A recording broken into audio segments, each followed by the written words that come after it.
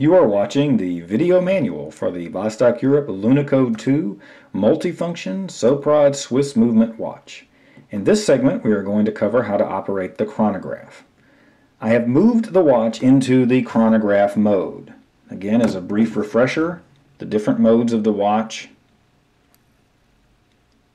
are accomplished by pressing the C crown to get to whichever mode you want to be in.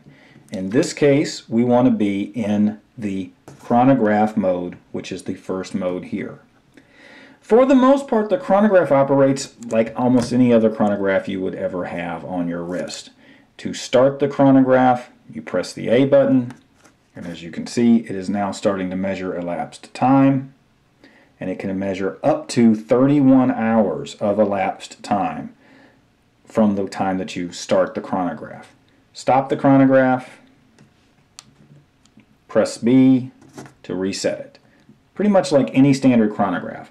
Now what makes this one a little bit different than most chronographs you are going to see, particularly mechanical ones, is this does give you the ability to measure two simultaneous events ending at a different time.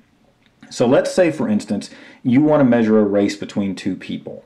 You know that one of them is going to win the race, or most likely they're not going to tie. So one person is going to cross the finish line and you want to know when they cross the finish line, and then the next runner is going to cross the finish line and you want to measure when they cross the finish line. If you start the chronograph, now let's say this is a pretty fast runner that's running on, it's the first one we want to measure, and he crosses the finish line at the 10-second position. Now if you noticed, I pressed the B button, which would normally be the reset, but I pressed the B crown here because I wanted to write down when the first runner passed the finish line and know what that time is. Now it looks like nothing's happening right now in the watch, but that's not the case, because in the background the chronograph is still running. Now the other runner just crossed the finish line. As you can see, it moved forward, and you could have either stopped the chronograph right then or just pay attention. In that particular case, it went to the 39-second position, and you know then that the second runner crossed at the 39-second position. In that way, you can measure two different simultaneous events. Now, if you want to stop, you just press the A button. You've now stopped the chronograph. B resets it. Pretty standard in that way, except for the split time to measure the two two simultaneous events that are happening, so that you know when one finished and then when the other finished.